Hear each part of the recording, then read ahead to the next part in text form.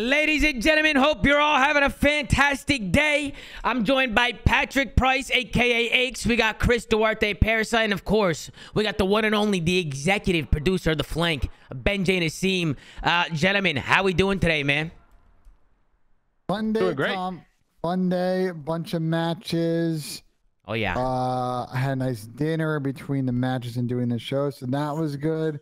And I'm really excited because we have a packed weekend of esports and sports, and I can all enjoy that while the weather outside is deathly cold and I will not step foot accordingly. What is it? It's cold over there, Ben? It's probably freezing. It was really warm. It was like 60 degrees in the middle of the week, and then it got really cold. Dude, over here in LA, it's been raining. It's been nobody knows what's going on. It's been raining for like 2 weeks. So it's just really, really weird. What's going on with you, Pat? How you doing, brother? How's work? How's everything going behind the scenes with Ubisoft and all that stuff?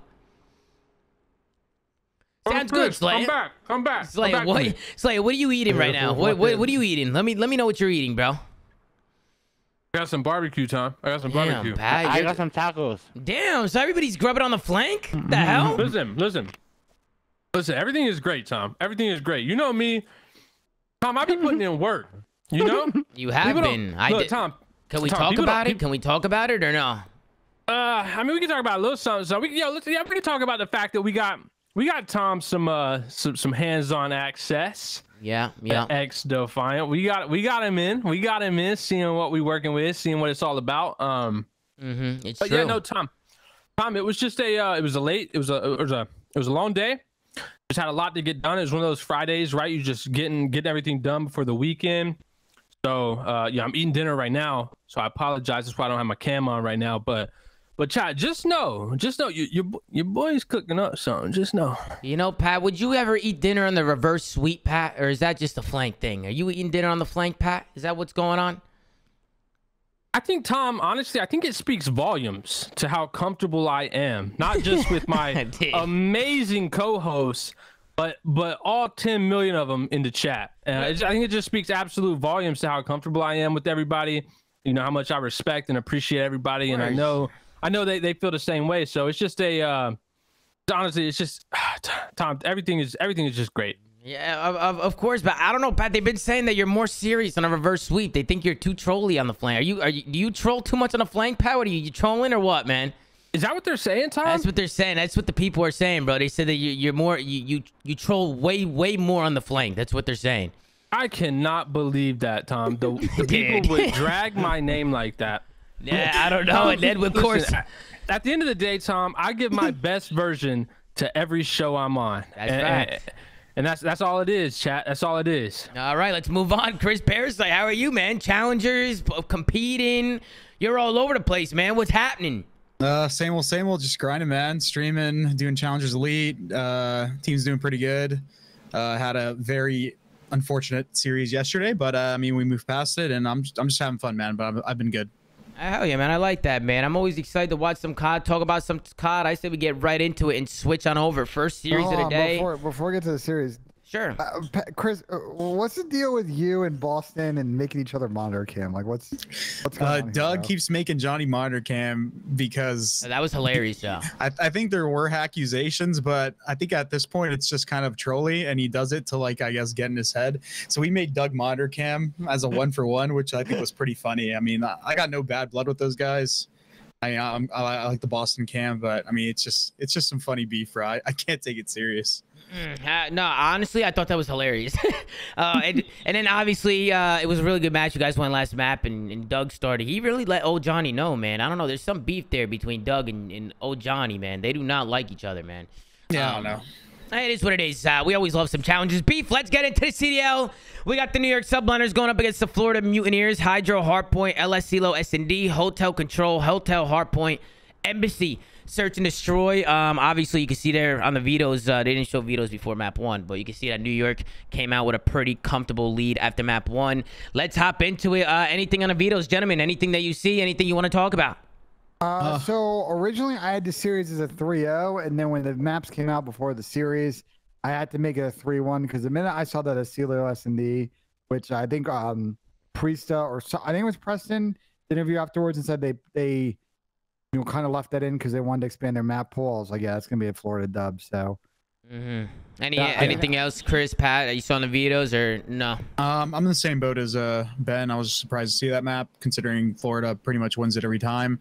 Haven't really seen Hydro in a while, so it's kind of interesting to watch. But I mean, New York just kind of came in and just asserted dominance like they usually do in the respawns. Yeah, no, their decision making is really quick, man. They play at a really quick pace, and I kind of knew in the second rotation is usually when the better team starts to pull away, and that's exactly what happened in this map 1. Just very back and forth map off the rip, and then as the second rotation came in, it just seemed like New York was just always ahead of the game. I mean, Ben, Pat, what's going on with Florida's respawn? I feel like they're really struggling in hardpoint, man. They can't hold setups, and I feel like they just have a hard time getting kills. You know, this stuff is going to hurt them because they are a good 2-3-5 team, so they can figure out their hardpoint. You know, I feel like this team, it would help them a lot, but what do you guys think? They're too slow. I mean, they're just getting I mean, they're just getting outslayed to oblivion. Like, because they're too slow. Like you watch them, they just in hardpoint, they don't have a lot of individual finesse, especially in their like more aggressive frontline players. Their air players aren't super active behind that. So yeah, if they can front run more in hardpoint, find a couple of maps where they can really take advantage of the good side and really like kind of front run, and because their break percentage is really poor. They're just not a super active team in hardpoint. I think a lot more teams in the league right now kind of have subscribed to the real quick style of hardpoint. I think they run into trouble against. Yeah, Ben, I'm actually gonna have to disagree with you, Ben. I'm gonna have to disagree. Shocker. I don't think it's pace, Ben. I just think these guys are playing quick, but they're just losing every gunfight. Like you mentioned, their ARs are slow. Brack still is averaging like the second most deaths on this team per game, and it's like, I mean, Havoc had more deaths, like 25 more deaths than Major Maniac. I just think they are playing fast, at least some of them, but they're just getting smoked. I mean, you're never gonna have. I mean, obviously they lost all 3 respawns, but like Havoc threw up a -30.5, Brack threw up a -20.7. Like when you're just getting outslayed that bad, I would argue that it's time to just start playing slow and get some damn kills. I agree. These guys never have any map control ever. Like they just get smoked. One thing that shifted in the MW like spawn cycle, but like after Christmas break, like when they changed the spawn system, it's like less squad spawns and more like just like a traditional type of COD. So a lot of individual awareness and like individual gunning plays into a factor now as opposed to before. Yeah, no, I'm in the same page as you guys. I feel like if players aren't figuring it out on their own kind of, or like as a team, then you'll start to see like who's behind and who's ahead. You know, you can see. Go ahead, Ben. You can go. Go ahead. And I was gonna say, Pat, like they don't have to be a world star. Like the way for this team to win because of how good they are in search, and you know, if they can find like 2, obviously 3 like hardpoint maps too, they can get away with, and like really just kind of grind out these game 5 series. Like they can get good placements, but you know, at the moment, I don't see a path to them being some like massively amazing hardpoint team. We're having a real deep map pool in this one, and they're gonna be starting on like bad side maps. Yeah, and then you can also see here, right, on this second P3 or P4, excuse me. This is kind of where New York just really took a lead here. New York does such a good job. One, you can tell last 3 rotations, Florida was nowhere to be found. New York just early rotated all 3. Florida just keeps picking up scrap time on old, and I feel like New York, they have that train aspect. You know when like one player floods a cut, he dies, and the next player goes, and it's kind of like a choo-choo train. I mean, Parasite, you might know what I'm talking about, but kind of just filling in the spots. The assembly line. The assembly line. New York is so good at the assembly line. I feel like that's what they do best, man. And they're very, very quick on their decisions. We were saying this, or at least I was saying this a little bit during Major 1. But this is going to be a hard team to beat, man. Really, really hard team to beat. You can see on the scoreboard here, just look at the scoreboard right now. Florida just couldn't keep up. Go ahead, Pat. I was going to say, yeah, I mean, look. New York's a fantastic hardpoint team. There's no doubt about it. To Ben's point, they play with insane pace. They get the kills, and I think they're just overall ahead. But I actually, are we having Zinni on tonight? Is Zinni making an appearance? Probably not. Maybe, okay, probably not. Listen, Why? I hope he's watching. The last time Zim was on the show, he was like, I'm so mad. Like, you guys always just telling every team to blow it up, blah, blah, blah. Listen, bro, Florida is a league worst 4-18 in hardpoint. 4-18. It's not great. They don't have a good map. They're 0-6 on Mercado. They're 2-5 on Hotel. They're 1-4 on Embassy. Their best map is Fortress, and they're 1-2 on. And it's like, bro, I'm sorry, but like I don't believe that there is even a possibility of this team turning it around in Hardpoint. I don't think them learning the game better is going to change anything. Yeah, I mean, I'm on the same page as you, Pat. They could copy New York, play for play. They just don't have the talent to compete.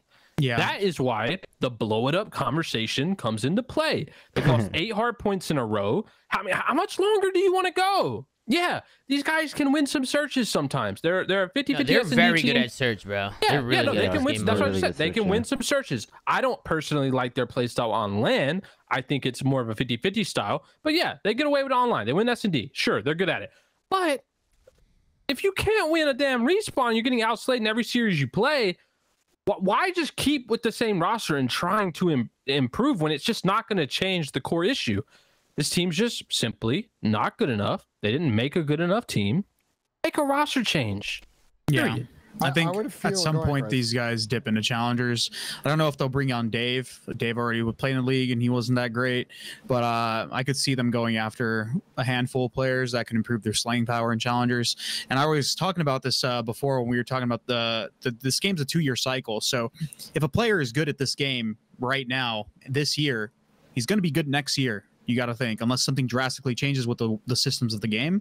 So dipping into challengers on good players is a pretty good investment right now, or even after the first season. So yeah, I think these guys are going to make changes, probably give it maybe another major or this major. And then after that, see where they go with that. I think the other problem, Pat, is like, I'd feel better about their prospects if they were like a better control team. And I know their control win record's not terrible, but the thing is, if you dive into it, like all of their wins are basically on one map, a silo. So you just get rid of a silo, and you're gonna play them probably on fucking hotel, and they're gonna lose. No, they play Fortress.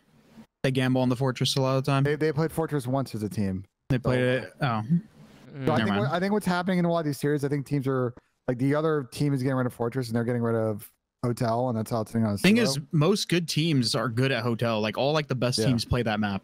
Like Seattle plays that map, FaZe plays that map. All the good teams play it, so they can't play it versus any of the teams in the league. That's why I'm saying they have to literally sit there and gamble on Fortress. And sadly, with the map pool, unless that changes in the next season of the game, and we get another map, like you just can't, unless you're good at both of the main maps, you can't be a good control team, because Fortress is actually a gamble. It's a 50-50 map. You can be better at it at certain aspects, but bro, if you get put in that trap, my grandma can hold it. So it's just not a map you can rely on. So they don't have a leg to stand on in the game mode, Ben. I mean, to be fair, Chris, there is one team in the league that's pretty much been automatic on Fortress control, and that's been New York. So I understand why Fortress wasn't played in this series because of that factor, because there's one team that's going to square up and they don't care. But I agree with you, most of the times it's 50-50. But look, like, you're just not.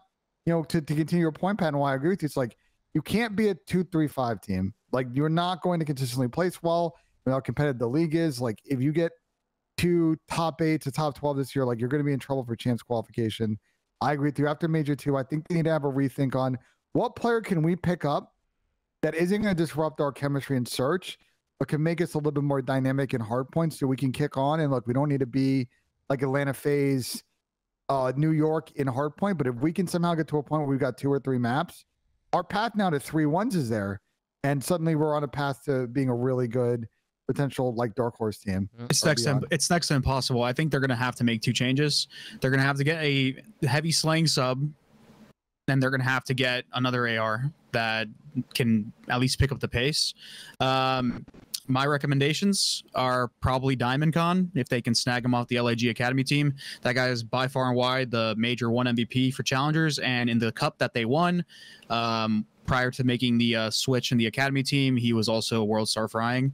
As for an SMG, there's a couple, probably like Fire's been playing really well on my team. Dak's been playing well. He had a opportunity apparently to try out for the Thieves, and I saw that. Happened. Is that true? Is that true, Chris? That LA Thieves are interested in Dak? Yes, they scrimmed with him one of the days, and then they scrimmed with Cap. So interesting.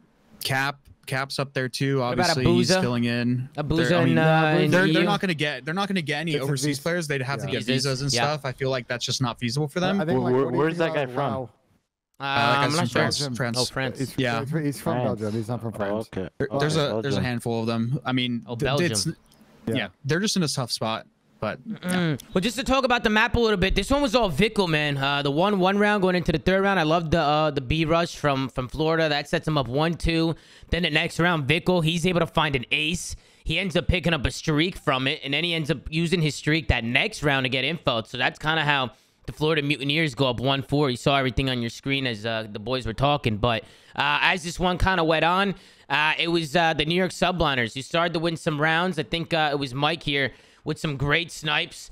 Paco, again, trying to do everything he can to stay alive on his bomb. But it was good plays from New York to try and bring it back. But it was Florida who was pretty comfortable in the S&Ds. And it starts with Mike with the snipe. I actually like Major Maniac with the sniper rifle. He was hitting some nice shots, finding some nice angles. And you can work a lot of angles, especially on CeeLo. One of them being right here. Finds the blood onto the Bulldog. Kismet kind of catches him slipping. Bomb goes down. Ooh. Really nice shots coming out of Major Maniac. And he ends up closing it out as well. You can see 3v1 situation. Skies goes down. Florida go up 3-5. And it's Vickle who ends up calling game in this one. Nice little creddy spot here. Able to find Skies. 2v1 situation. Pito could have clutched this if he would have maybe got that kill right there.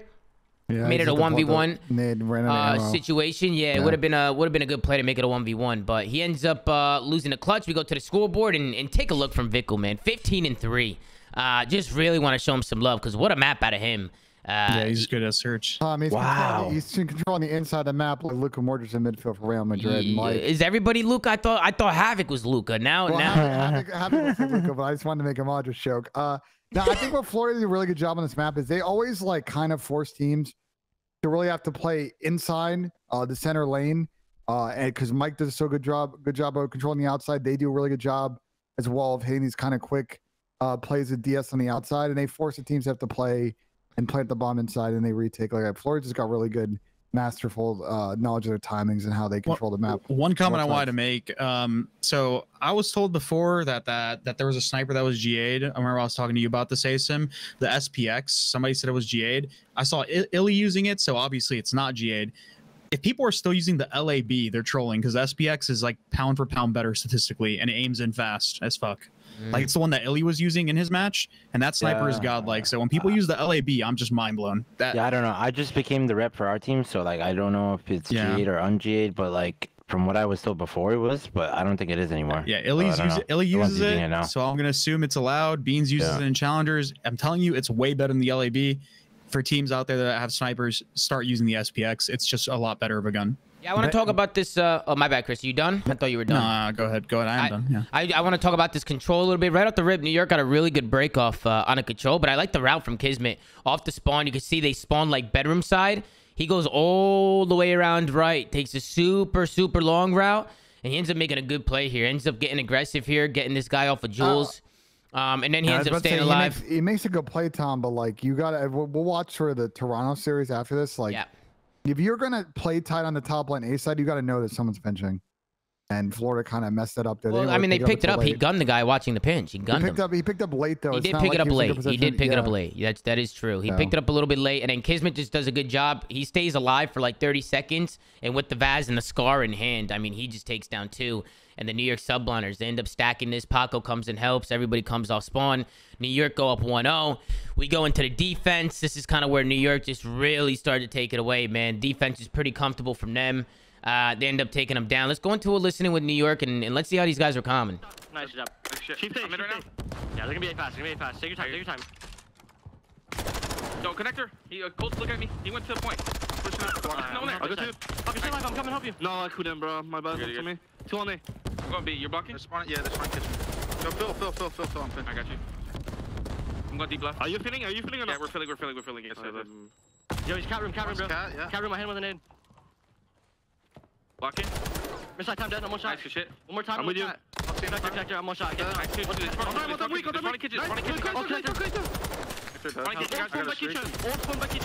Storage, one shot. The comms are flowing on New York side. Yeah, New York sounds good. They always sound pretty good. I feel like they're pretty confident now, especially after winning Major 1. They got some pretty comfortable dubs under their belt. But they end up holding on in the defense. Florida just couldn't get onto that point. You can see the live 16-1. You guys can see what I mean in the respawns. Just when it comes to New York and Florida, it just seemed like Florida couldn't keep up. And then again, they're bullying them. They're bullying them. I mean, Hydra's 20-6 right now, going into the 3rd round. And this guy was all over the map, man, switching lanes, going crazy. I think it could be argued that Paco might be one of the best players in the game, if not the best in the game right now. I feel like this guy is always moving consistently with a sub. What do you guys think? Think Paco's up there? He's got to be top 3, man. No, he's gotta be. You could make a legit argument he's the best sub in the game right now. He is very good. He's bro. probably top 2. He's probably top 2 sub right now. Yeah, nah. Who would you give the other top 2? The other one was Pred, but I mean, Pred hasn't been playing as good lately. But Pred was obviously probably 2nd right now. And you can see again going into the last round and just looking at the lives and looking at the kill feed. Lives are diminishing second by second. The kill feed's all yellow and the stacks are coming in. The streaks are coming down. It was an absolute bloodbath here. New York Subliners were fiending for some kills, and they won this in about 5 minutes, man. The control was not a long map at all. We'll take a look at the scoreboard. 24-8 final from Paco. Absolutely incredible plays from him. Everybody negative from Florida. Nobody can get anything done. Only player in the double digits was Havoc. So they just really need to focus up in the respawns. And man, it's the story of the series, to be honest. Even going to the 4th map, this one was a blender as well. Any final thoughts on the series, gentlemen, as we skip through the 4th map? Because this wasn't even close, man. It was a very, very one-sided match, to be honest. I think it speaks to the confidence of New York that, you know, again, in the post-series interview after this, Preston talked about expanded map pool. They weren't afraid to have a CeeLo in if they knew it was going to be like map 2. So they really had confidence against Florida in the respawns. New York's a team that's kind of moving on all levels, trying to go back-to-back on majors. And Florida's a team that, you know, is trying to grind for those top 6, top 8 placings potentially. I think New York is just so like they're also like aware, like on an individual level, like every single player understands the assignment. Whenever they get to places, they all understand where the people are going to be, what they need to do to like aid their team, whether it's in a break or a hold, and they don't scam. None of them are throwing their lives away. Like they play so calculated, dude. And then whenever they get those picks, they are fast as fuck to pounce. Like it's actually really nuts to watch. They got a system drain in their heads for sure. Yeah, their hard point pace is so good. It's like perfect. Even here, like they just break right through the front. They get so much time, and then they just get the scrap, and they just rotate. And it just seemed like Florida just couldn't get a rotation. They just couldn't. They tried so hard to get rotations, and they couldn't do it. And I agree, Chris. It just seems like New York, they're all on the same page. Like their decision making is like insane, and you could tell just by watching a mini map that they're always just like working off each other and playing with each other. I know Scrappy said they're different, bro. They are really good. It's really fun to watch them play. The score is 115-30 right now. It was not pretty at all. What do you think happened in this map, Ben? In Pat, just an absolute bloodbath. Is that the only thing, or do you think there's something that Florida's doing wrong here? I mean, New York just beat him on the P2s and P3s, but go ahead. They beat him on everything, to be honest. I got a quick point. I do think there is something Florida's doing wrong, and it's not blowing up this damn team. Listen, I know. Listen, I like Ogre 2 a lot. He's the general manager of Florida, and he just had or was having a baby. So I understand. Look, life happens. You can't be involved when stuff like that's going on. But listen, he's had the baby now. He needs to step up to the plate, be a general manager, and give. Listen, what I say before. Florida Mutineers cannot have a team with like a logo or not a logo, a jersey as cool as theirs, and be getting their ass whooped every day. You see, even right here, Pat. I'm sorry to cut you off. Oh, go ahead, Tom. But take a look at the setup here from Florida. Let's break this down. Right, they're here early. They're all pushed up on the map. How do they get broken here, especially on a hill like this? And they find 2 kills. I feel like they have to get aggressive here. Their mid-map, that's 2 right there. Number 6 should get on point. Number 7 should hit out, you know? Like, get aggressive here. Like, this is the type of stuff that I'm talking about. Like, maybe pin New York back. Like, make use of your kills. Like, if you had the numbers, I would have liked to see maybe them get a little bit more aggressive, maybe spawn them a little bit farther back. Hold on. They just turtled. They just sat there after they got 2 kills, and they just get broken. Do you guys agree or disagree? Might give up a good head glitch, bro. If you watch any good player, any good ARs on those, you know, that seating area, like they sneak those headies. It's how that hill gets played. It might give up and let them slide in. He got But cambered. number 6 can come in and snake, and number 7 can push. That's not even the issue, though. They get the 2 kills mid-map, and you know they're coming off ult, so where are they going to be? They're going to be Chandelier. Number 5 takes an individual gunfight on 2 players, and then the other 2 players kill the other guy, taking another individual gunfight in like the connector. They're basically just scamming. Like they're scamming. They're literally just dying. They get man advantage, and then they throw their life away. Like that's literally all it is. Because when I was watching, that was the one time they finally get to a hill. They have a perfect setup. They get 2 dead, and then next thing you know, they're broken. They get broke. They just overchow. They all die. They kind of seemed like, to me at least, they turtled in hill. I would have liked to see it, like again the assembly line. You get 2 kills, go push them out, and have somebody fill in the gaps. And worst thing, you're either pushing out and getting kills and pinning them back. You're spawning them deeper. Or you get them one shot or tag them up, and it slows them down a little bit. And they got lucky, Tom, that like right after they all died there, they rebroke back and got New York 4 dead. So like on this next hill, you see like they got kind of back in the game on this last hill, but then the second rotation, New York blew them out because New York got those P2 spawns. Florida can't like break any hills to save their lives, and the game is done and dusted after that. Yeah, oh my God, he just pissed on him. That happens too. I feel like the better team always pulls away in the second rotation because they just keep their head in the game and they don't like let up. Like the second rotation is where you see the most mistakes. And for me, New York, it's clinical from that, man. P-Dog almost popped 4 kills there. Really good shots coming out of P-Dog, but you guys can see scoreboard's going up, time's going up quick. New York subliners, easy victory from them. 25 and 15 from Paco. Always frying. 23 and 19 from P-Dog. Everybody on New York doing what they got to do. And again, just Florida, everybody negative. Couldn't slay today. Just had a hard time keeping up. Any final thoughts on the series, gentlemen, before we move on to the next one? Nope. Thank God it's over. That's my final thoughts. Thank God it's over. Okay, let's go to the next series, ladies and gentlemen. Let's tune in. We got the Seattle Surge going up against the new Optic Texas. Huge shout out to Scump today and Hector and all those guys over at Optic. The production was awesome to see today. The Scump watch party had like what did it peak at? 92,000 viewers or something. I think that's absolutely incredible, man, to see more content, more people doing their thing, and Scump, man, getting all the love that he deserves, man. Scump's been doing this for a long time. So to see the Optic boys just doing well, man, both in-game and out-of-game with the content, man. They're killing it over there. Shout out to them. But we got a Fortress, Hardpoint, Embassy S&D, LSC Low Control, Hotel, Hardpoint, Fortress, Search, and Destroy. What did you guys think today with Optic Texas, the new look, and the vetoes? Ben, we'll start with you, Ben. Go ahead. On the Seattle side, obviously Hydras are auto vetoes, so that was expected. Mercado Search, Hotel Control kind of makes sense. Optic vetoes are a little bit hard to predict these days because we don't really know what maps, and I don't even know if the team knows what maps on Hardpoint like they're good at. But like at the end of the day, it's like I saw the map set. I said respawns are probably a split, and then you get the S&D. It's like Seattle can't be trusted to win any clutch search online. I think they're 0-10 in search now on online. So that was the vetoes kind of encapsulated. Let's see. 0-10. What did you think, Chris? What were you gonna say? I was gonna say I was surprised to see Fortress Hardpoint. I mean, obviously I don't know how the Optic scrims are going. I don't know what maps they feel like they're good at, but I'm pretty sure last time we saw Seattle play Fortress Hardpoint, these guys were demons at it. So I'm just kind of surprised to see at least that map in the rotation. And then the Fortress S&D, I feel like I've watched Seattle play that map like map 5 like times. 3-4 times, and they've just lost it every single time. Yeah. I'm gonna help them out.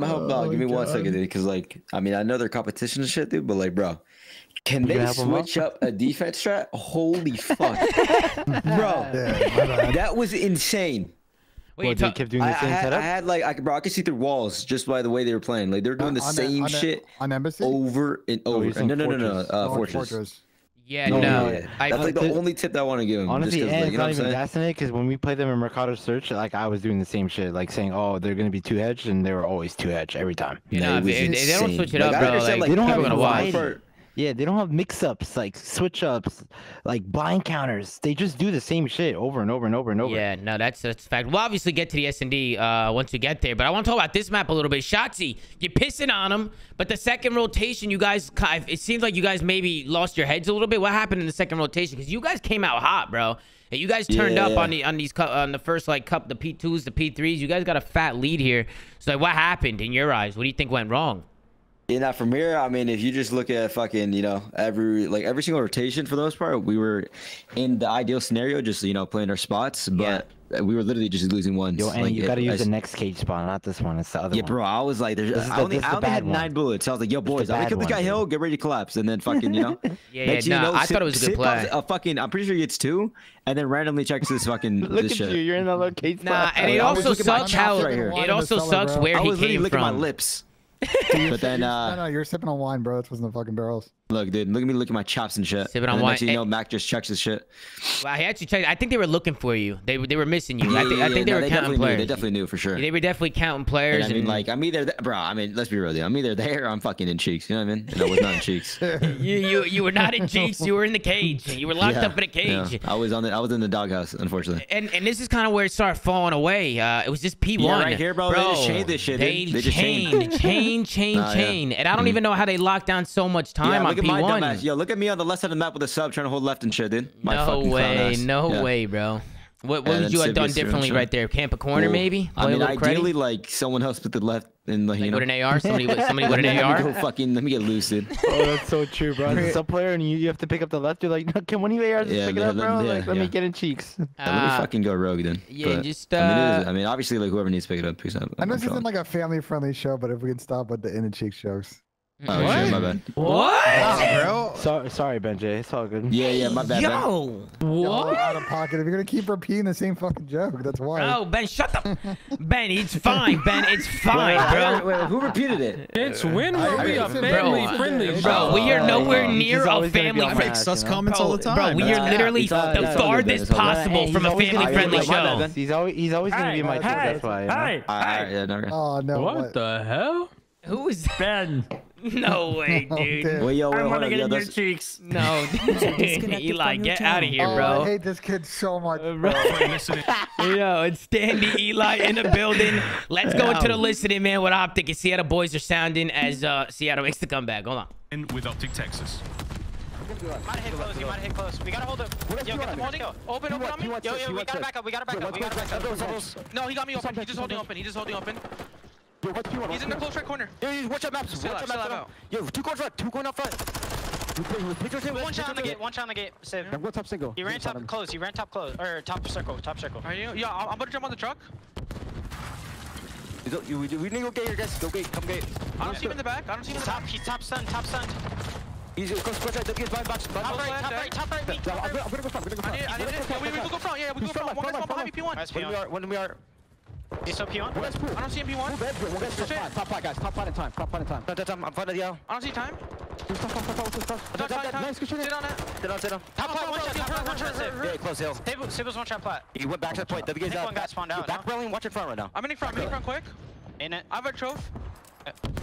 Where's top 5? No, he's holding him in front. He's still there. Just trap him. Okay. Play the trap. Here, I'm playing smart right here, guys. Yeah. Get a row here. Yeah. We're gonna top 5 dead. But yeah, And that's gonna do it for the comms. I mean, I heard you in the comms like, yo, slow down, get a fucking kill. So like, fucked? What happened? What's fucked? Wait, what did you say? What did you say? Wait, what did you say? My shit was fucked.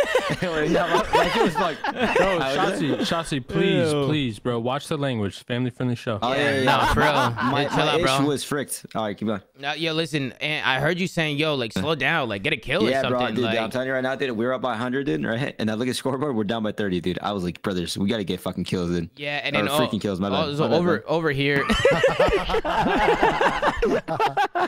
Also, over here, bro, I feel like you guys maybe should have held this. I feel like maybe a rails we're going control. back to the drawing board, dude. I'm telling you right now, bro, and like we're figuring what the fuck was that, or we're figuring out what went wrong, dude. Well, how many sets of hard points did you guys actually play together this week? Was match none, right? We played no. We played hella. We played. Did you? We at least had like we started Monday and then. We played like 4 days worth of practice and. Nah, dude. Honestly, our respawn's been looking good. Like. But for whatever reason, yeah, I mean, these Fortress and Embassy, not Embassy, Hotel, we did not look good at all. Well, we looked good at, like, the first half of Fortress, but... Oh, wait, no, Brucey's flight got delayed. That's what happened. You guys didn't play yesterday. Yeah, yesterday which kind of sucked, because it was, like, the day before you played. Like, you guys didn't get to play. Yeah. But yeah, Seattle Surge, they come out in the second rotation. Seemed like Optic couldn't get any points on that second roto. Look at the final scoreboard. Who's frying from Seattle? Pred, AG, and Dante. Seb's been playing really good, man. He's been putting on a show. Pat, Chris, anything on a map number 1? What do you No, go want ahead, to Chris. Go ahead, I was Chris. just gonna say the map literally just came down to that P2 rotate or the P3 rotation. You guys were all on the good side of it, and you guys overcommitted the scrap time. Ender got caught with his pants down running away when he should have probably just held the corner in open and like played a kill. And then they flipped you guys out and then basically took like a 30-40 point lead. And then on that next rotation, you were by yourself P1 street. Where was your help? Well, nah, honestly, it's probably like a setup thing, because like it was one of those scenarios where like I was pushed up P1, and then like I was like, all right, well I have a sub here. No, like, you were fine. You were on the art pillars. Somebody was like in bottom art or top art, not helping you. Yeah. And then everyone, he definitely should have played like around they like should have either played top you. or like fucking the right side. No, 100%. Yeah, they should have played you, and then you would have probably won that like fight because 2 of them hit you. So I don't know. You guys just had a terrible setup on that, so, and then that's how you guys basically lost. I don't know. Yeah, now that P3, like if we actually get a good row there, like we definitely like have a chance. You guys have like a 40-point lead if you win that 60 like they did. So yeah, nah, since like you said, like we just got caught with our pants down. Yeah, hopefully that's okay to say, Ben. But and I like the first, I like the first round from you guys hitting a nice little rush plant. I like that, Ant. I like that from you guys. I feel like you like that, but I do. Yeah, I think do. Tyler got naded, right? Or no? No. You guys win this round. round. You guys win this round. And you hit the dolphin dive out the window. A couple of these rounds, I think. Yo, you did I that. make AG tweak right here? Let me see. Wait, go back That's before crazy. the I doors. really am a trendsetter. Nah, for real, Asim, you started that. I think. I think you started that. No. Wait, no. I did it in streams, it seemed, and then okay. Alec was All like, right. he was like, "Yo, how'd you cross?" I was like, "I don't know." How convenient. He lied. I don't know, Okay. jeez. All right. But no, on that point, and I mean, you talk about like, do you think having Kyler run the bomb has been better for y'all? Oh yes, bro. Yes, dude. Yeah, I've ran bomb since MW, dude, and like. I know I'm good with bomb and shit, but like, bro, I hate it, dude.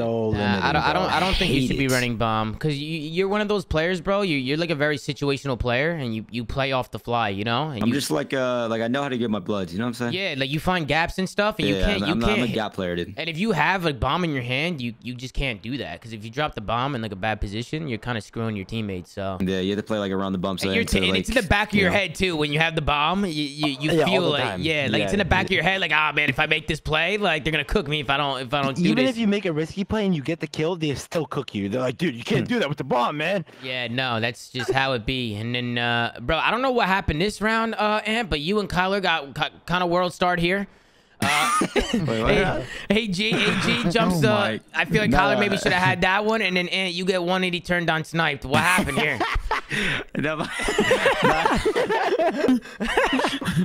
Yo, he hit you with a 180 snake. I was like, bro, this shit's shocked. Like, who cares about this shit? Yo, we can back cheesing though, dude. Yo, who won? No, I'm trying. No, I like that though. You gotta shake those rounds off, bro, because it happens, bro. Every once in a while, you get those rounds where you might get bopped. I guess you could say Dante was in your cheeks there. Yeah. Nah, he was technically in chill my out, bro. cheeks, Chill, for real. Family friendly. And then we get to the next one, the 2-3 round. Illy, man. I mean, this round is all Ender. He picks up the ace in this round and ends up finding some really nice kills with that sniper rifle. Really like the plays he was making with the nade here. And then I think, it was you who ends up getting on this bomb. And Ender looks over you and gets another nice kill. Ant, what happened here? Did you hop off the bomb? Bro, my God, like what happened? Like, bro, what happened, bro? I forgot that happened. Like, bro, why'd you hop? Bro, why'd you hop off the bomb, bro? Bro, no. I was holding square with my life, bro. You know how it is being a pro player. You hold that shit, right? Yes. Next thing you know, like, bro, I was tweaking. And then next thing you know, like I like the bomb went out of my hands, and I was like, oh my God, I was like, what the fuck? and then it was like, it's fine, bro, I got it. And I was like, wait, but Kismet said there's a glitch where it there's pulls a glitch, you off. dude. For real? I was, bro. If we lost that round, Tommy, I was gonna slam my fucking monitor. No, I would have been pissed too. Wait, so now we need to fix that glitch. If that shit happened to Chance, wait, really? It's happened to me twice. Yeah. But y'all don't remember that in Ghost? Y'all remember that in Ghost? I remember that. I lost the tournament. I should have got back. I should have won back-to-back chips and Ghost. We lost because of that. IW was infamous my for that. bad, Tom. Yeah, you lucky Wait, lucky hold on. chip. The diffuse before wasn't like where you would pull. It would like you just wouldn't be able to pick it up. This game, it just takes you off the diffuse. Yeah. All right. Nah, dude, bro. It's actually, bro. No, Haggy, I was tweaking, dude. Bro, I've never seen that happen. I didn't know that was a glitch. Wait. I want to ask. I mean, I know we got Shotzzy here, but Bro, they're 0-10. Seattle's 0-10 in S&D, bro. I have a picture up, by the way. It's a good picture. I don't care. Listen, those guys, don't they have an S&D coach? If you have, okay, but you can't put it on him, bro. Don't say that, bro. I can put the fact that they're going 2 hedges every fucking defense round on him. If they can't switch up a goddamn defense, a guy might have the smallest notebook of shots I've ever seen. Guys writing strats on a sticky note. Relax, bro. Nah, this is a rock, bro. Here's the fair thing from Pat. I know it's really hard to deny another team playing B-bomb, especially if they go fast. But I just feel like Seattle just really struggle on this map to either try and get that bomb, like force the offense to play in 3v3 and get like an initial pick. Or like, I really hate the way that they play the retakes where they just send one guy, but it's always around the back. They never like really like 2-hit. Office, they don't like really mix up the retakes and make them unpredictable, so I think they are kind of this strat right here though, this strat right here was called crazy. Yo, y'all got hit with 4 nades, 4 stuns. Yo, look at and Kyler get blown up. Bro, oh my god, bro. That's a good strat right there, because you guys threw a trophy, right? Bro, that was insane. So I'm guessing, I think they lined it up. That actually might be an equip shot. Yeah, that's a good strat. That was top of the napkin. That's a good strat.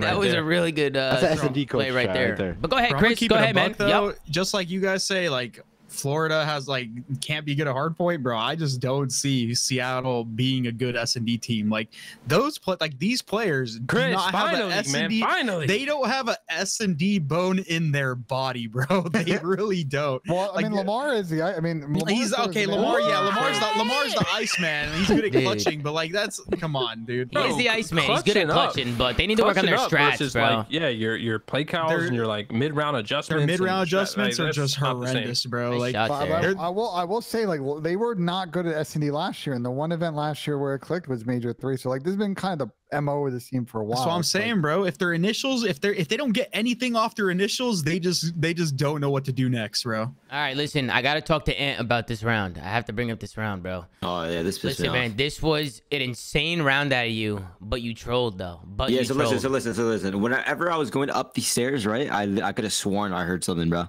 I heard something move, dude. So I was like, I'll bet I could just check it from the diamond spot and then play off that. But apparently he was on it, and I was hearing fucking. You were hearing something. I was hearing air apparently.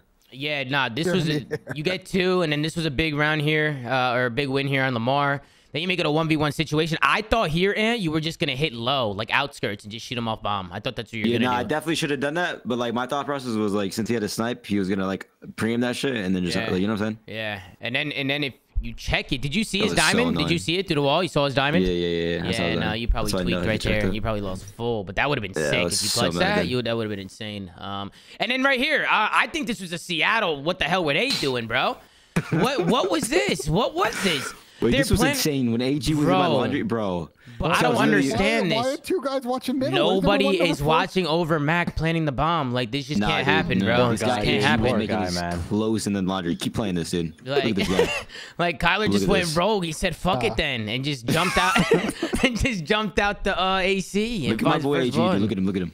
Look at him, dude. He loves corners. Look at him. Yeah, he's bumping. He's bumping the headset. I think he ends up finding another one. Or no, it was fuck yeah, he does. And then Kyler was making plays. He was finessing, wrapping a map. Yo, by the way, Kyler didn't say a single word this entire time, by the way. Pause, Tom. Chris, remember what we were talking about on the show prior, right there? Yeah, dude, the fucking glass in the back is broken, so he just goes up for free. You don't hear the glass break and gets a kill. Great point, Ben. Great point. Bro, and then apparently pros were telling me that you get to the window. The reason why that window's always broken is because they rush double like top windows in the beginning of rounds. But Chris, you were saying that it's quicker right now, to go through the stairs. Yeah, I've gone up the stairs every single time, and anytime one of my teammates goes up the window, I'm literally at the dump window before he gets up there. I swear to God. Yeah, I don't know. People need to stop breaking that window. Then I think they don't realize how long it takes to go up a ladder. That's really the issue. I think it's a lot quicker than it actually is. Yo, it depends on who's climbing the ladder, though. Then you know. It's slow. You also have to. You have to shoot the glass or melee it, and then you have to bust. I was fucking around. I was talking about like. Yeah, I'm fucking around too. I don't know what I'm talking about. I know. No, I'm just saying it's definitely slower, bro. But to Chris's point, if you break that window now and someone's climbing up the ladder, well, they're not gonna. The window's gonna be broken. They're just gonna climb in and shoot you in the back. And Chris, your point on like a show literally 2 episodes ago. We're tired of seeing that. It's like giving someone the easiest one on the pinch because that window is broken. Actually, Ben, here's another thing. It might be faster if you run pistols because you don't need a tack sprint because you go up the ladder. Like it's like you don't use your tack sprint, right, when you're doing that route. But when you use the stairs, if you run a knife the entire way up, like you have tack sprint the entire way up, you get there faster. So it also could be based on like whether a person's running a pistol or a knife. Pistol, the ladder might actually be quicker. But knife, it's definitely the stairs. And then we get into the El Asilo control, folks. What's so funny? What are you laughing at? Yeah, you hella didn't even say anything. Nah, it's right here. I'm just trying to keep the. We got to keep the convo going. You know, we gotta go to the next match. Respect it. We gotta hit the next. He's always trolling, bro. This guy's always trolling. This guy. And then we get to the next one. Yo, Kyler called fucking round on this first round. He went crazy. He legit said, "Yo, let me take over, boys." Yeah, so and he was doing a really good job, just like getting bottom middle, like being a nuisance top plat. I like this little spot here. AG had no idea where the hell he was getting shot from. He was so confused. But just working the spawn traps, it's really easy to pin people back on this map. Especially if you have like Vaznevs like pushed out like top mid here and pushed out BS&D, like it's really hard to kill those players. Across the map with a sub, Tom. This guy's got supremo confidence. He's getting cross map kills with the Scorpion. This guy's going crazy. Great plays coming out of Hook. They end up closing the first round. Good job out of them. And then Optic going to the defense and pretty comfortable defense out of them as well. Honestly, it was pretty comfortable up until the last round. I wanna go take a look at is where Lamar had you on a spawn trap in Seattle. I'm not really too sure, bro. Like, yo, as Lamar entered, you were actually so. I don't know. He's so annoying. He did a really good job here, pinning you guys back. He was actually really good at doing that. And he was hitting some good shots too, bro. Like he was hitting some beams. But go ahead, Pat. What were we gonna say? You gonna say something? Pat, what is that? What is that? Is that 17, 18-year-old me? What is that? No, Pat, you can't be serious, You're never safe, Tom. You never safe. Never safe here on the flank. But go ahead, Pat. What were we gonna say? Yeah, no, Shotzzy, I wanted to ask you. I mean, obviously it was a little bit of a conversation piece over the last few weeks, but now that Brucey's back, I want to kind of ask you about Rambo. How the dynamic has changed, if any, since you guys obviously got Brucey back, Seth retired, Ray. I heard rumors of like maybe trying to switch his coaching style up. Maybe taking a back seat to the bowling. I just wanted to kind of ask you how it's been and what your thoughts are on that. Yo, apparently, I mean, this is what I was told. I can't really be, I can't say anything until, okay, it's, it's out there. But I mean, you know me, dude. I wish I could leak shit. You know what I'm saying? I don't give a fuck. But yeah, no, if you can't leak, bro, if I could tell don't leak. I would. Okay. I already said on stream, bro. Yo, I'm proud of you, bro. What the hell? Dude, that shit's hard, Tom. Yo, I thought you were about to just go crazy, just say everything. I get paid now for not leaking, dude. That's how crazy it's getting. Wait, no way. For not leaking? Yeah. That's reverse different. fine. It's a reverse fine. It's a good gig. It's a good gig. Trust me, Ben. Oh, that pays well, apparently. It does. I already said it earlier. Yo, Hector's got his camp on lock. He's got the camp on lock. If you already said it, Chris, go ahead. Didn't I say it on the show? Did I say it on the show, Tom, or was it in TeamSpeak earlier? I mean, it was... Hey, Chris, go ahead. Well, but what did you see, Chris? Who are your sources on, man, they're in my TeamSpeak and Rambo ain't there. What do you mean? Oh, well, I mean, hey, listen, wait, what are you going to do, bro? Listen, we're not going to say nothing about that. We're not going to talk about that until we get an actual source, actual announcement. You never know, man. He could have been busy, could have been doing some, Bowling tournament. It's been leaked. It's been leaked, chat. It's already leaked. What's leaked? I don't know. What I said Rambo is not in your streams when you play. Shotzzy, don't listen to that. You get paid. Yeah. Nah, shot. It's going through one ear at the other. He doesn't hear anything. But yo, good job out of you guys to hold on here to this 8 points. Seattle was doing a good job stacking it, but I think Illy does a really good job on this map, just controlling this area, man. Like top radio. I feel like if you have somebody up there, it makes it so much easier for the subs because he gets all the info. 100%. He calls everybody out. He tags everybody up. Like at that point, you kind of just pick up kills, right? And just play off of him.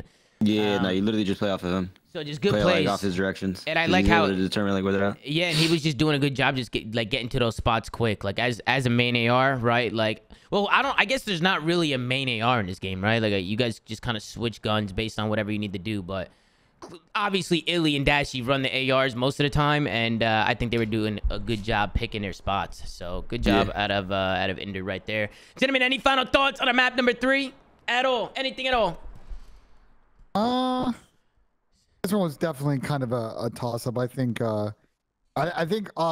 you know, and when you guys battle with Seattle all season, because I think we'll see these teams a lot. Like respawns are going to be very. What? What'd you say? Sorry. What's the matter, But Pat? One more time, Ben. These guys can't win an S&D. How are we going to see them all weekend or all year?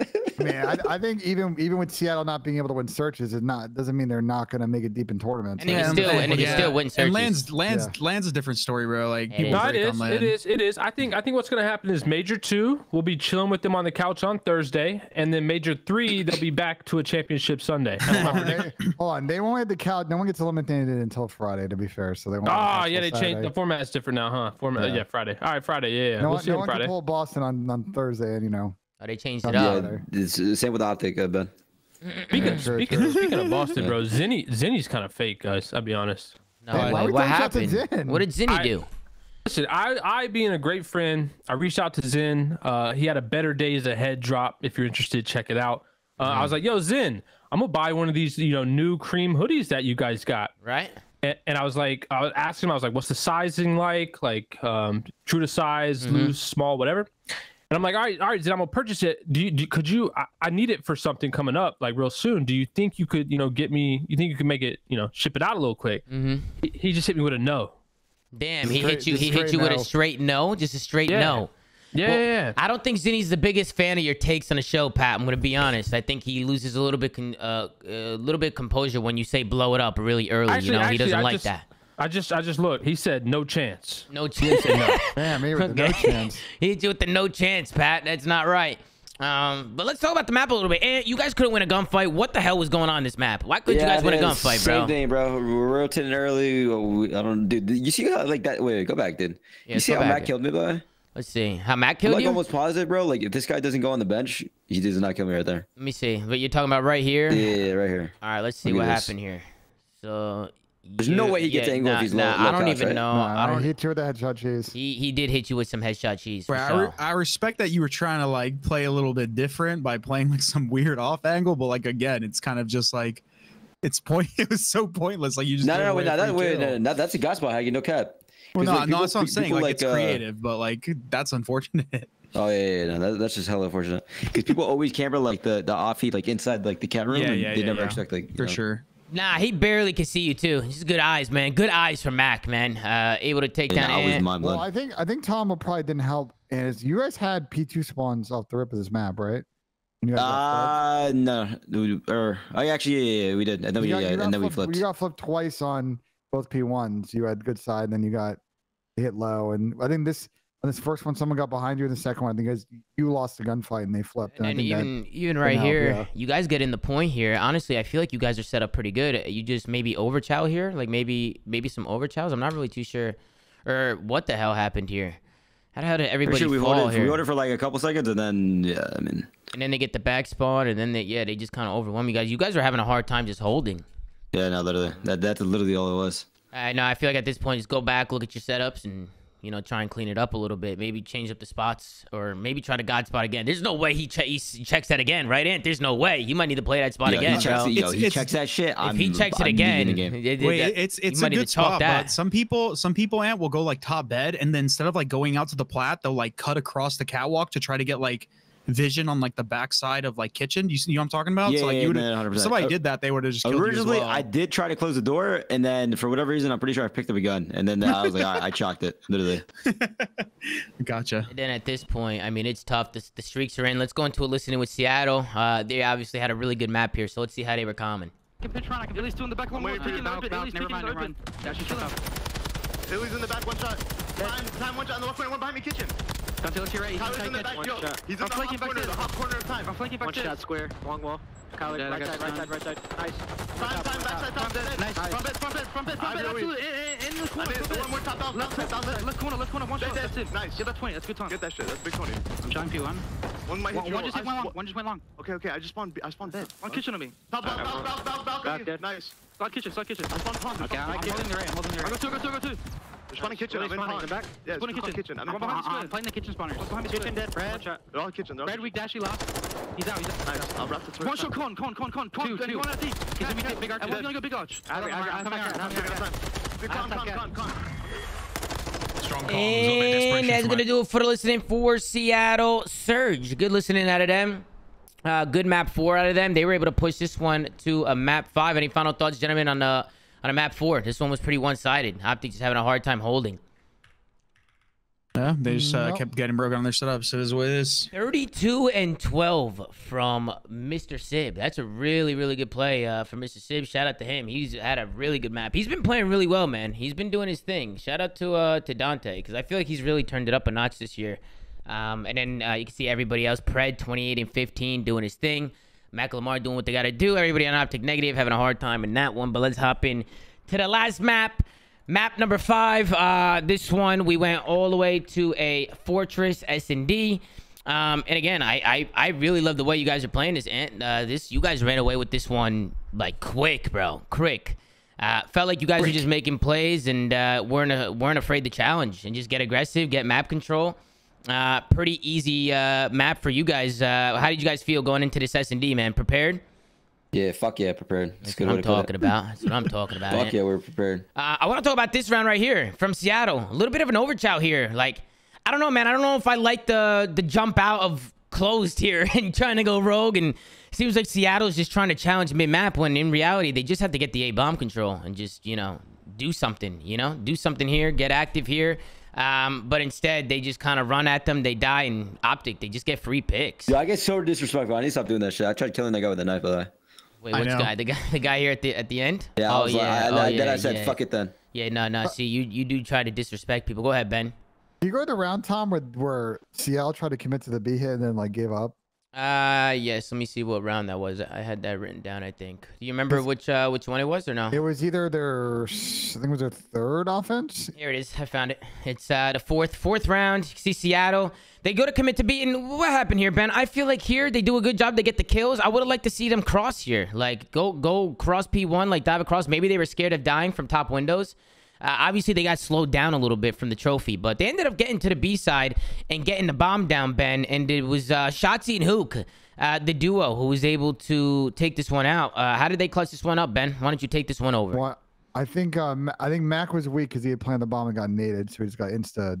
Yeah, but how'd you kill him off the bomb? Like, because he was safe behind it for a bit, and then I guess he just shimmied wrong. Did like you shoot his foot? Yeah. Like he went more to the right. Like if you go back more, whenever he get naded, like watch, you'll see like his body go more right, like in 2 seconds. Yeah, I could see in the mini map. Yeah. He shot his foot.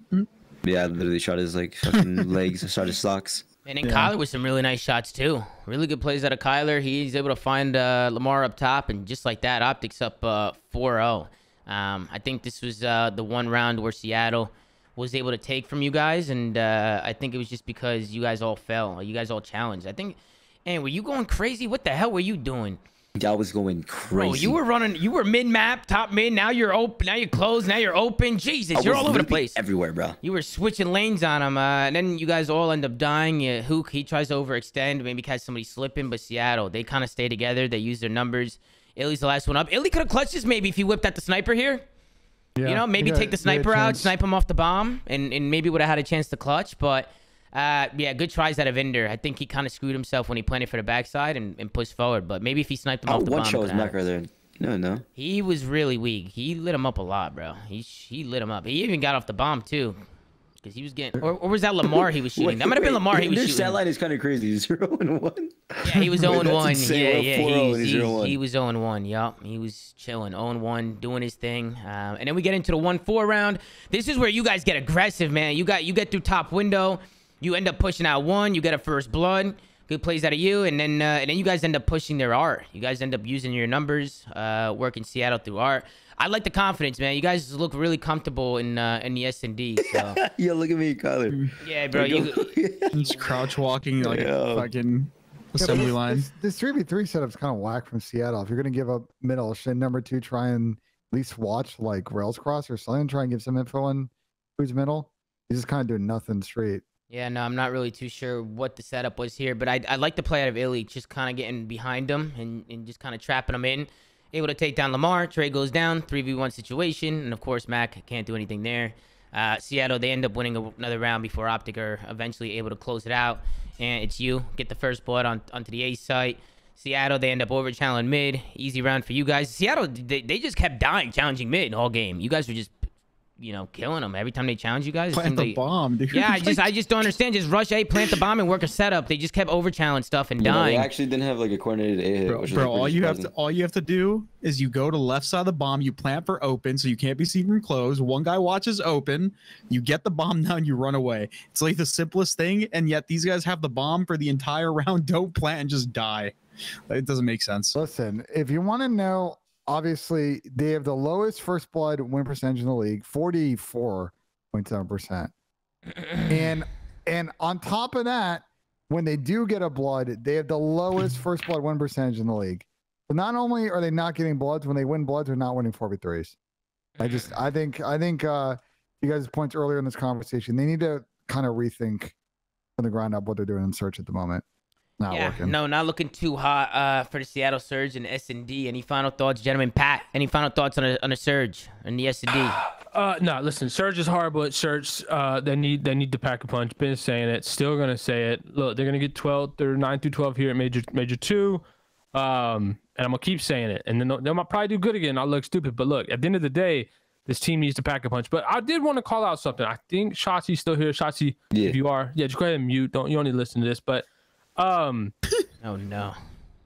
It is worrisome, Tom, to me a little bit about this Optic roster. You know, you know me, I hate the NYSL teams, right? Like I just think it's a really inconsistent thing to rely on. Don't hit me with the cheese that you think Optic can't win hard points. Don't hit me with this. No, I don't think that. I don't think that at all. I definitely think they can. Trust me, there's a lot of bad teams in the league that need to blow it up. Okay. But yeah, it is worrisome that I kind of want to double down on the fact that I'm just not confident that this Optic team will be able to crack top 3, right? Our top dogs, right? Our Ultras, our New Yorks, our Atlanta Phases. And so that does worry me a little bit, Tom. That does worry me a little bit. Maybe for Major 2, Pat, but in front of a home crowd in Major 3 with like a month of practice, I think they have a shot. We'll see. We'll see. Right now, I'm not disrespecting their talent. I just think they're going to be a lot further behind other teams.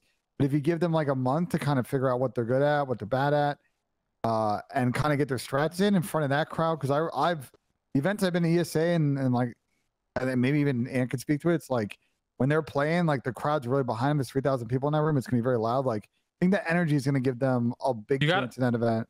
You got to keep in mind though, Ben, I'll be in the venue, and you know it's a much different atmosphere. Much different atmosphere. You versus 4,000 people. Okay, I'll believe when I see you, bro. I'm just saying, I've never been at an event that Optic won when I was in there and I wasn't playing. So that's how we got to get you an Optic jersey for the Optic Major. I've had one before. You got to bring it with you. I did want to say Optic's pretty good at game 5s though. 4-1, that's tippable. Surge obviously 1-3. Just piss poor at S&D, but yeah, no, that's my final thoughts on the series, Tom. Alrighty, well, let's get into the next one. We got the Los Angeles Thieves going up against Toronto Ultra, Mercado Hardpoint, Mercado S&D, Hotel Control, Fortress Hardpoint, Fortress S&D. Capsule coming in for Kenny today for the LA Thieves. That's a big loss for LA Thieves. Obviously, Kenny, a very good player. Capsule, but he showed out though. I felt like he did his thing, but this match wasn't even close. I mean, we can go through it. I mean, what do you guys think about the vetoes? For me, it just seemed like LA Thieves didn't have their full roster, and it just seemed like they just weren't. I don't know. They just weren't themselves today. I mean, and, even if they did, they had a chance of they're just playing a better team. Map 1 was the only map they had a chance. You're right, Ben. But even if they had their full roster, I mean, were any of you like thinking that they were gonna beat the Ultra? No. Right? I don't think so. I feel like Ultra right now, they're really strong, man. Like all 4 of them have just been on point. And I feel like when you look at their roles, they fit each other really well. Like you have Kleenex is kind of like the entry fragger, like head smasher. Standy's kind of like the more methodical slayer, kind of like picking up cuts. Then you got Scrappy, who kind of just does whatever he wants and just picks up kills, and Insight, who obviously can't say enough about him. Would you say they're in World Championship form, Tom? I think they can definitely get better. I think every team, it's early, man. I think every team has a lot to improve on right now, but I definitely think these guys are a championship caliber team for sure. I think the only thing, Tom, with Toronto, it's not really a map 1 thing, is in search. I think right now they're winning a lot of searches by clutching up like 3v4s, 2v3s. They're one of the teams that really struggles to get first blood right now. that's the one area of improvement that I have for Toronto is just making S&D a little bit easier on themselves. But go ahead. Let's go into the listening with Ultra. See how the boys are sounding in this one. LA Thieves had a little bit of a lead here. Let's see how Ultra was able to bring this one back. Ladder. Jump heavy. I'll see me ladder. He's close right mid. Dead. We're good. Nice. Look at my mid. Trying to get back alley, by the way. Yeah, I'm trying to get P4. He's behind me, pallet. Whole time. So we Yo, got 2 pallets. I just scam, bro. Gate. Yo, Hold gate. P4. He's laying down gate. He's laying down gate. Get back alley, so. Gate dead. Nice. Coming back alley. Another one gate. Cubby. Back alley. Cubby got me. P4 truck and back alley. One guy ulted, one guy P4 truck. Wait, back alley now. Jimmy can stay down for Stay down, back alley. From P4. I from P4. I'm re-pitching back alley. Back alley. From P4 right now dead. I'm going back alley. Back alley dead. One more. Nice. I'm hitting your P4. maybe. Yeah, P. Do I have my P? I have P4. Ladders now. Behind the LB. I'm helping him. Left side LB. Yeah, one more in ladder. Weak. I'm showing the LB. So weak. Cubby dead. Pallets again. One more in ladder. Two ladder. Ladder dead. Big quick down. One down. Maybe pallet maybe Ladder. I'm trying. I'm one shot. I died. I need help here. Yeah. Dead. Nice. Keep finessing, Toby. I'm in here. You guys get time. Yo, they're hitting both sides. I spawned Behind me, out. people. Showing you up, people. P4 one shot. Absolute from P4. There's 2 shots. And there we And go. there's a listening, a little bit of a calmer listening from the Toronto Ultra. Usually I feel like they're pretty upbeat and screaming and Scrappy's talking smack, but calm listening. They look good. This map, man, very back and forth the whole way through. They were just trading rotations and went all the way down to the wire. Ben, what were your thoughts on the map number 1? This is the one map where I thought LA Thieves maybe could have had a chance. The rest, the next 2 maps were blowouts. Yeah, I think there was a little bit of white time on a couple of hills, and on P6, P7, I think might have ended up being the seconds that kind of cost the Thieves at the end. I thought it was a valiant effort. I think they're playing with the sub, but as what happens in these Mercados, you get to the second rotation, get to like P4, P3, some crazy stuff happens, and either the one breaking for the W or the one getting broken for the L. And I love the teamwork right here from Ultra. Look at how they're both tagged, and they just give it a second, right? Like, give it 3-4 seconds, throw the stun in, get the trade. Like, don't do anything stupid. Don't rush it, because you can get pieced up if you're both one-shots. So just really good composure. Obviously, it's a back-and-forth game, 190-190. You just slow it down, communicate with each other, and get that teamwork. I think it was LA Thieves who get in the last 20 seconds and start to bring it back, and then we go over to this last L hill. And this is kind of where Ultra was able to put it away. I like the setup from them. Just kind of doubled up. One guy on the desk, one guy laying down under him, and just using that teamwork, using those team fire. They're able to get this one and lock it down. It actually goes to another hill. It goes. They end up rotating early and just picking up some kills. Good rotations out of Ultra towards the end of this game. They just lock down some time and get the W. So, way to stay disciplined from them. Any final thoughts on the map from Toronto Ultra, gentlemen? Let's look at the scoreboard.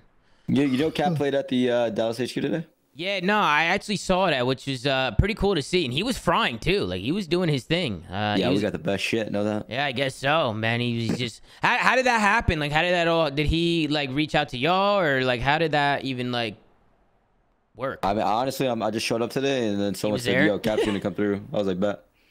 That's far. Like, I don't even know how the heck that happened, but that's cool. Yeah. Shout out to Capsule. He had a good map 1 here, but then as we get into the next maps, man, this is just really where it got bad. It just seems like Ultra just put the gas pedal down, got aggressive on him, and for me, Ben, I know you had a problem with this first round. You were a little bit confused here, because Capsule, he gets aggressive here. He gets above the Bob, 2v2 situation. What would you like to see differently here, Ben?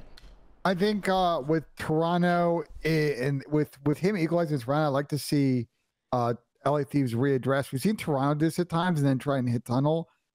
Instead, I think kind of overheated a little bit and shot 2 guys. I think it's kind of easier said than done to back up there because you're worried you're just going to get angled. But if he was able to get away and kind of make Toronto think about how they were going to try and lay that bomb, you might give yourself a better chance to actually win that round than just challenge guys in window. Yeah, maybe he could have got backed up there, but I don't know. They had guys top window. Would have been tough. Yeah, it's like you can get smoked. Like I can totally understand why he challenged as opposed to trying to get out. Yeah, and then this is the one round where Thieves was actually able to tie it up. They just get aggressive on that A site. They win all the gunfights, and just like that, they wipe Toronto Ultra in 20 seconds. So really good plays out of him. We're going to the 1-1 round. This is where Scrappy able to clutch the 1v1. You can see Draza here working the guy on bomb. He finds one Scrappy with a big trade. He ends up getting on this bomb play. I would have liked to see Capsule maybe slow it down here. He sees him on a bomb, and he just jumps at him. And you know Scrappy's going to be snaking that. You can see it in Scrappy's kill cam, or not his kill cam, his webcam there, just letting him know. He said, fuck you. He said, fuck you. He's letting him know. Obviously, Scrappy's probably running his mouth. doing what he does. And then I want to get into the 3-1 round. I thought this round was clinical from Ultra. It's just too easy. You can see they have 2 guys watching over mid, 2 guys playing over towards A. I think it's Kleenex who ends up finding a first blood here. He gets a little aggressive. I don't know if he heard Draza here, like if he knew he was there, but it was just really good read here from Toby to pick up Draza. Draza, as soon as he moves, he gets taken down. First blood from him. And then you can see Envoy. He tries to overextend. You know, Envoy likes to hit these routes, right? Like these late flanks and hit these routes here. But teams might pick up on it. So you got to be careful because they catch him slipping, taking a route. And they end up wrapping this back towards B. I think they end up getting all the kills anyway before they even get the bomb down. Good plays out of Ultra going to the 4-1 round. Another 1v1 here from Scrappy. So a couple rounds where LA Thieves maybe could have clutched it up. But Scrappy doing a really good job. You can see here, bombs down, 1v1 situation. He ends up just gunning Envoy here. Hits him with the wall bangs.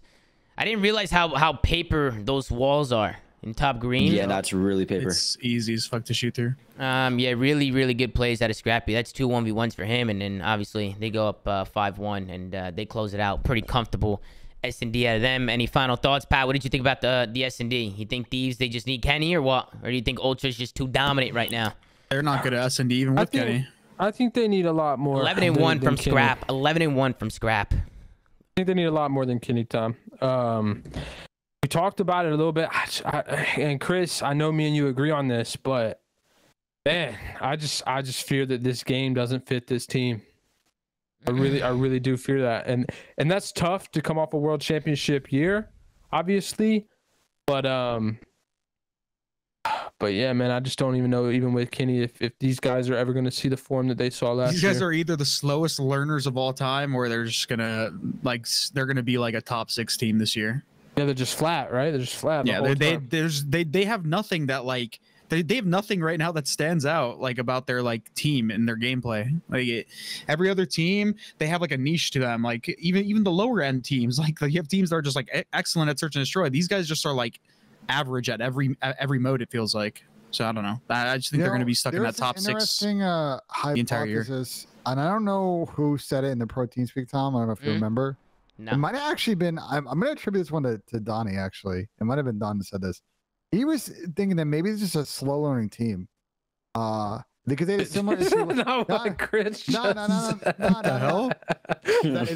No way I'm being parroted. No way I'm being parroted right now. My bad, Would you even listen? My bad, never mind that. No. It's not right, bro. Nah, you good, Ben? I'm fit if that's Ben, are you off the pawns or what, bro? Ben stole my whole flow. He stole your whole flow, Chris. He stole your whole flow, man. Listen, getting into the control. Toronto Ultra on both defenses lose B, but LA Thieves are unable to get A. They can't get it. And I just like how Ultra do it, man. They just kind of play corners on the site, and they do a really good job pushing out Kitchen. Once you push out Kitchen, man, it's really hard to win those fights. I mean, and you play the game every day. When you're trying to get A and you're spawning back plat like this, how annoying is it to try and find these kills in Kitchen? So annoying. I feel like the only thing you can really do is even if you do tax. kill them, like if you're not pitching, then they're still swimming close, and like as long as your teammates are guaranteeing you like one at least, then you could just refill. You know what I mean? So their issue, they shouldn't even be really trying to retake this Kitchen because it's so fucking hard. Like retaking the hard point in Hotel Hardpoint is hard enough. That's their problem. Is their players that are playing the flank are like single challenging. Like they get to the back of the map and they're not like doing anything together and forcing those players out of Kitchen. It's the same concept as like the B, where you want to force those players out of bed. Wrapping bed is just dead. Like you just want to force them out, and they weren't doing that with the Kitchen side. Really good place from Standy too, with a big 3-piece there at the end of that one. But I actually want to go into a listen in, man. We got the listen in from the Los Angeles Thieves. Let's tune in with them and see how the boys are sounding, folks. Right one on us. Yeah, I'm looking at right. I have all the right. Top bed is open. Yeah, I'm looking for it. I have top lights. I'm in top There's 2 here. I don't see him light. He's in top bed and top lights. This is a tragic round, by the way. Top lights, top lights. We'll talk about it. Low bed as well. Go in. I'm holding cross. Insight's there. I'm holding cross. I'm holding cross. Cap can pinch here. Cap can pinch here, guys. I hear you. They should right here. I'm missing here. Toby and Jamie. Toby and Jamie. Nice good shit. Jamie's Top bed, low lights too. I'm still cross though. Top bed. 15-6. Top bed. I'm one shot. Bed in low lights. I low lights. I'm absolute. Oh, no, low bed. We're on a first name basis right now. And that's going to do it, Ben. A little bit of a troll here from the LA Thieves. Yeah, it looked like Chris. You said it when we were doing the watch party. Like Sam wasn't really sure how to hold. Yeah, Sam here. just needed to commit, bro. He's scammed. Like if he just commits to the cross, like he gets bad timing, he gives himself bad timing, and then also Cap gets the kill bed, and he's by the catwalk. He knows Sam's mid, so there's no way he can get shot from mid. He could just stay on the catwalk and make Thieves worry. Instead, he runs back into bed and dies by himself. Like they just needed to commit to what they were doing. Instead, they throw their lives away. They get bad timing, and boom, round over. And then Jaza ends up auto mantling by accident. He gets taken down and 3 dead. Just like that, Ultra. They drain. They don't have a lot of lives, man. They only have 3 lives left. But because LADs got pinned back in spawn and they went clean dead, Ultra able to capitalize on that offense. And then again, we go into the last defense. The B side, that B point goes to the LA Thieves. And again, Ultra, they just do a really good job pushing out kitchen, holding jewelry, and just not letting LA Thieves in. Especially when LA Thieves only needs 1 tick with 2 minutes to go. Ultra still hold on to this one. So you gotta think, Ben, maybe, or Chris, Pat. People are starting to learn how to hold this 8 point a lot better now. I feel like. I mean, because in the beginning of the game, it was all B point. Everybody was getting A right away. They were getting A in 30 seconds, and it was the B point. Everybody was holding, pushing up bed. Yeah. Well, Chris, you said even at Major 1 that you thought back then that this might have been easier hill to hold. And I mean, it is. They're just the people on the flank are just trolling. Like you saw at the beginning of the segment when you fast forward to it. Whoa, hold on, Chris. Hold on, Chris. No one on the flank is trolling, Chris. Relax. Well, no, I'm saying they're trolling. Like the people on the flank are trolling. They literally got control of shop. Sam was in a good position, double, and then they just basically just single child threw their lives away, and then they got nothing out of it. It's not that hard. Obviously, it's easier said than done, but they're just not. Their flankers are just throwing their lives away, and they're not getting anything out of it. That's all it is. Yeah, good plays out of them, and you can see here, Toronto Ultra, they go up 3-0. Take a look at the final scoreboard. Only 2 of them positive from Toronto Ultra, and Standy only positive 1. Even if you look at like the total series stats, like they didn't even like outslam like anything crazy. Like it was a pretty like even slaying. They just straight up played better, like across the board. And I think that just kind of speaks to how good this Toronto Ultra team is. Yeah. No. Any final thoughts, Chris, Ben, on the series today? All the series today. I thought we had some great matches today. Bro, what? What is that, Slayer? What is that, Pat? Is that Scrappy? Crazy. Is that Scrappy getting down? Look at Ernie, dude. Look at Ernie. Look at Ernst go. Look at Ernie go, bro. Look at this guy go. Go Ernie. Go Ernie. Go Ernie. Oh my God, please. But let's take a look at the matches tomorrow, man. Let's see what's going on here. We got 4 matches. We start off with Boston versus the Vegas Legion. Personally, I got Boston winning that one. I think they're going to come out swinging. I think they've been looking good. From what I've heard, Boston's been incredible in scrims. So I'm going to go 3-2 Boston. Who do you guys got? I think Boston. My name is Patrick Ben, but I do think Boston have been incredible in scrims, but just not in matches. So I'm gonna go Vegas, but a game 5 S&D win because Boston can't win a game 5. Wow, Chris, who do you got? Yeah, I'm gonna give it to. I think I'm gonna give it to Legion. As much as I think Boston's a talented team, I think Legion actually is a really good dark horse team, and they have the potential to beat Boston in the hard points, but Boston's S&D is kind of lackluster right now, so I'm gonna give it to Legion. Game 5. I have a curveball. I'm going to. Well, I don't know if it's necessarily a curveball, but I agree. Like Vegas S&D game 5. Not a fan of Boston in that situation. I think Vegas are going to pull the NYSL in this one and put Boston away to start the day. Alrighty. And I don't think you want to hop into the predictions, do you? I don't think you want to do this shit. I don't mind. What do you got? No, I'm trying.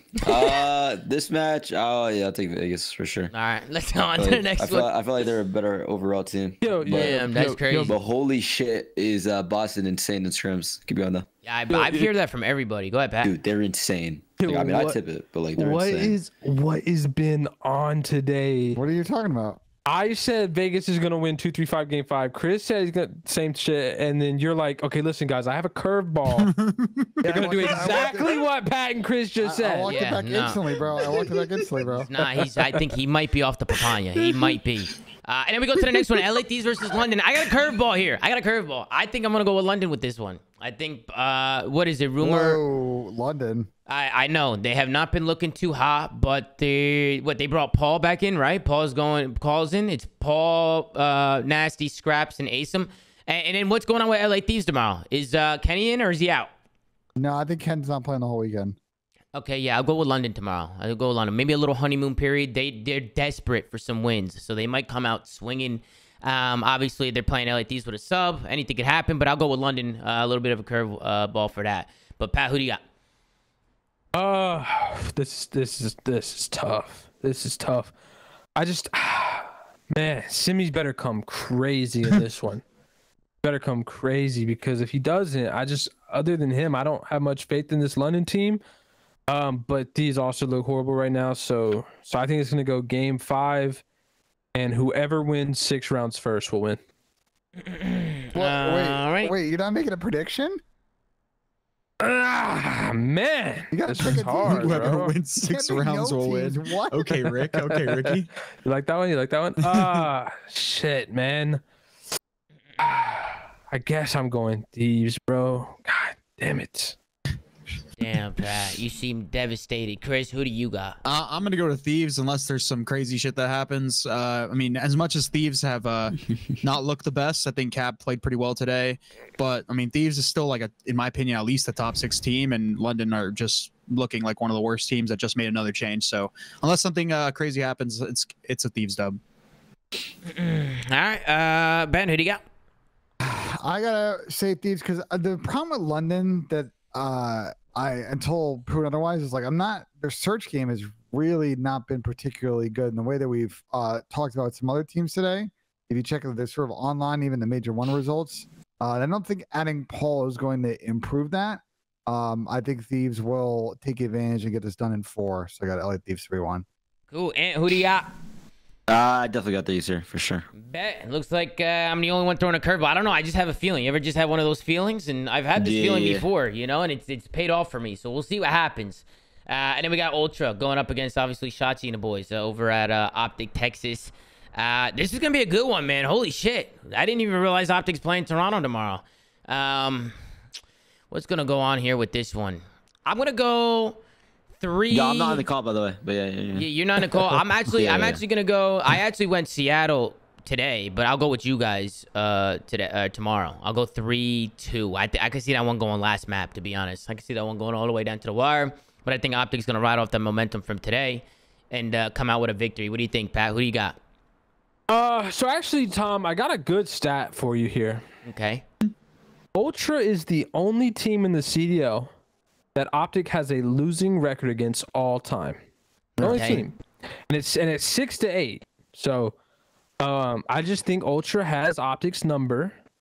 And I think that there's just no way Optic can beat them, because Ultra is too well rounded to let any mode slip. So I think Ultra's gonna come out hot, and I think it's gonna be a nice 3-1 victory. Alrighty, Chris, who do you got? I had Optic today in the series because I saw them being able to NYSL Seattle, which they did, but I don't think Toronto is gonna follow suit. I think they're just a stronger team. They're good at every mode, and Optic is still trying to find their footing, you know, and what they're good at. So I think Toronto wins this. But hold on. Yo, Shotzzy, are you still here? Yeah. Listen, I got you and Bruce in fantasy though, so. Yeah, I got you. I need y'all to make it up for me, because they added Capsule in on top of Kenny's. Yo, Ernie's in my chat. I'm gonna fuck you up, Ernie. No way, bro. Ernie's in the chat. He's already talking Ernie, smack. I hot bombs, bro. All right. Oh no way! Little mind games. Back to this one now. Ben, Chris, who do you got? I already said Toronto. My bad. Ben, go ahead. Ben, my bad. The problem I see for Optic in this one is the way the videos might go down is I think they may end up giving Toronto like the best hardpoint maps just because of the pool.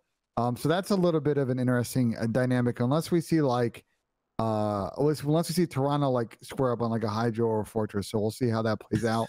But I just think that Toronto's the better S&D team, and so unfortunately for Optic, I think they're gonna fall short in the series. I got Toronto taking it in 4. Ready, Ant, who do you got? Yeah, who you got, bro? It'll be a good match.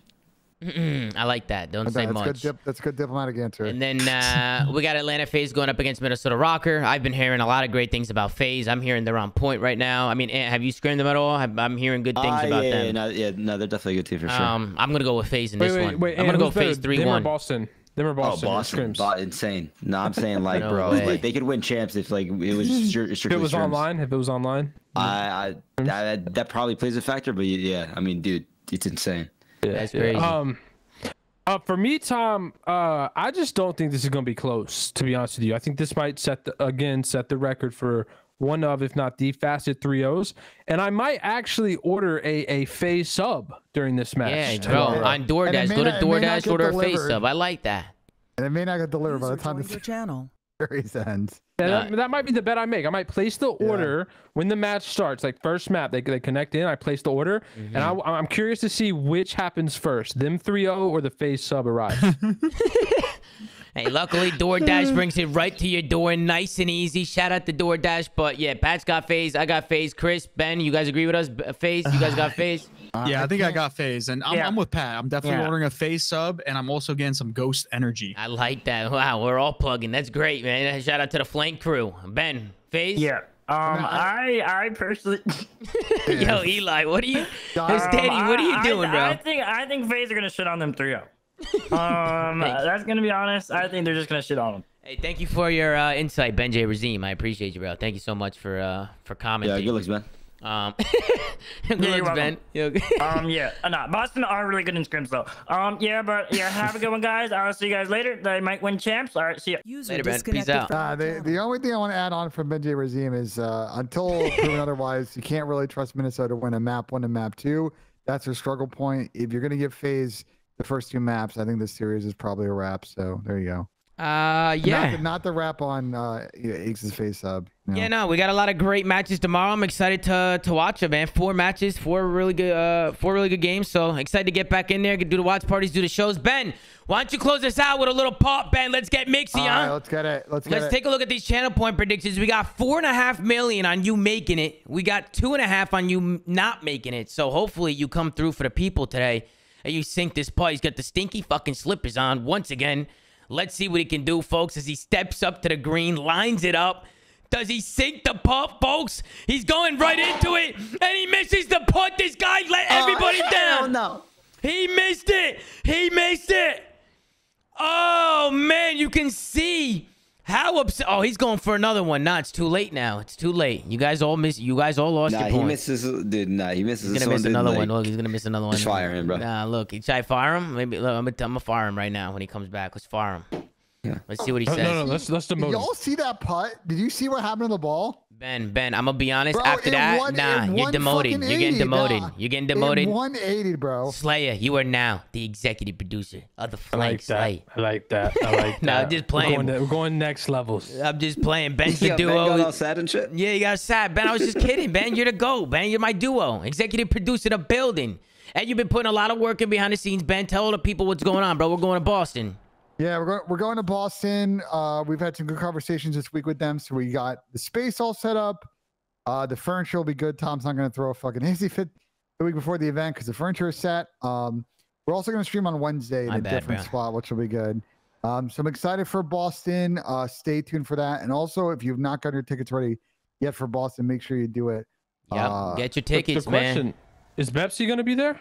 Pepsi will be there, but we need Pepsi, bro. We need Pepsi. We can't do anything. We can't do anything without Pepsi. That's the guy who sets everything up. Set up. Everything's going to be perfect, man. Shout out to Shotzzy for coming on the show, and I appreciate you, man. Thank you for hopping on. You're a real one. Appreciate you. Good job today, and good luck tomorrow. And as always, man, I appreciate everybody who tuned in today for the watch party and for the show. We had a lot of people in here, so I just really appreciate all the love. Make sure to like, comment, and subscribe if you're watching on YouTube, anchor.fm/theflank to check out all the audio sites that we're on. And go follow @theflank on Twitter. Gert's doing a phenomenal job running socials. So go check that one out, man. As always, we'll see you guys tomorrow on another episode of The Flank, man. Take it easy.